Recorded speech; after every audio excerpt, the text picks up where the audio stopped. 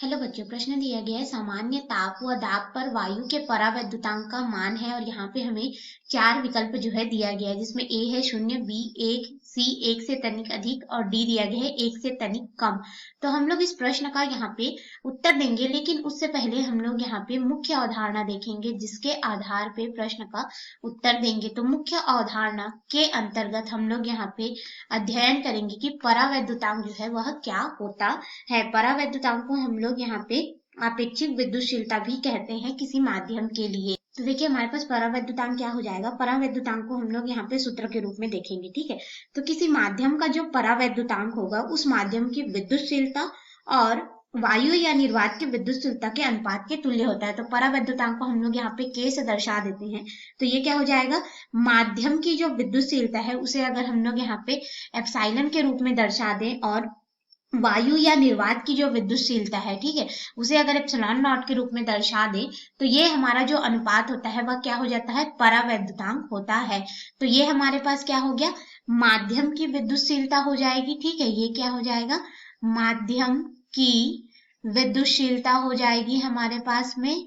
विद्युतशीलता जो भी हम लोग यहाँ पे माध्यम लेंगे, फिर बटे में हमारे पास यहाँ पे हो जाएगा वायु या निर्वात की विद्युतशीलता। तो इसका अनुपात हमारे पास क्या हो जाता है, परावैद्युतांक होता है। इसे ही हम लोग के रूप में दर्शाते हैं। तो हमने यहाँ पे परावैद्युतांक क्या है ये देखा।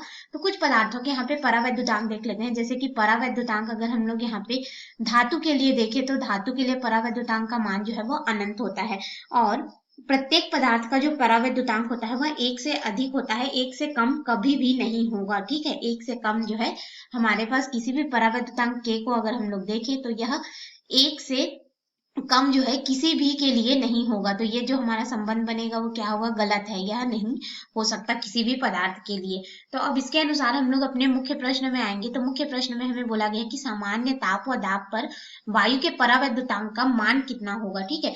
तो वायु के लिए जो हम लोग यहाँ पे परावैद्युतांक देखेंगे तो इसको यहाँ पे परावैद्युतांक की परिभाषा जो हमने मुख्य अवधारणा में देखा उसके अनुसार देखें तो के वायु के लिए क्या हो जाएगा, माध्यम का परावैद्युतांक। तो माध्यम क्या हो गया हमारा, वायु। तो वायु के लिए एप्सिलॉन नॉट के रूप में दर्शाया है और नीचे में क्या रहता है, वायु या निर्वात का परावैद्युतांक। तो ये हमारे पास एप्सिलॉन नॉट होता है। तो इसको हल करेंगे तो ये कितना हो जाएगा, 1 हो जाएगा। यानी कि वायु का जो परावैद्युतांक होगा सामान्य ताप एवं दाब पे वह कितना होगा, के का मान जो हमें मिलेगा वह 1 के बराबर प्राप्त होगा। तो ये रहा हमारे प्रश्न का उत्तर। अब इसके अनुसार विकल्प में आएंगे तो विकल्प ए हमें दिया गया है 0, ये तो गलत हो जाएगा। बी 1 बिल्कुल सही है।